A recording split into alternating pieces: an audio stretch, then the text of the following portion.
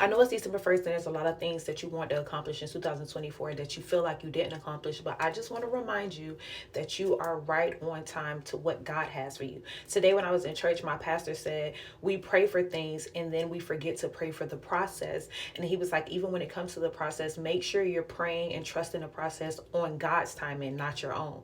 A lot of times when we think about process, even if we know that there's going to be a process, we try to predict how long the process is going to take or what the process is going to look like. We must trust the process, even the timing that God assigns the process to be. I graduated college 3 years after all of my friends graduated. But when I transferred to the college that I transferred to, the major that I had, it was their first semester offering that major. The first semester, I was one of the first ones to sign up for that major. Not only that, by the time I graduated college, I already knew my purpose, knew what God had called me to do, who God was calling me to be, and I was actively living in it.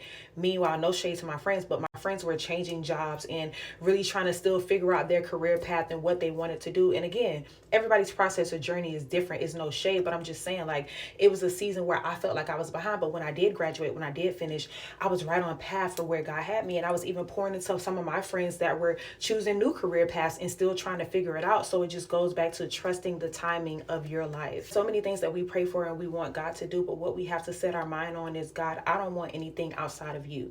So that means I have to wait on certain things longer, and that means I don't get everything that I put on my New Year's resolutions list for 2024. That's fine. I'll wait for it because I don't want anything outside of you. Because anything that you get outside of God's will and outside of God's timing, you have to stay outside of God's presence to keep it. So trust God's timing. And even if you haven't checked off everything that you want to check off, trust that you'll have it in his perfect timing. And most importantly, you'll have it with him. He will help you keep, sustain, and flourish with it. You're right on track.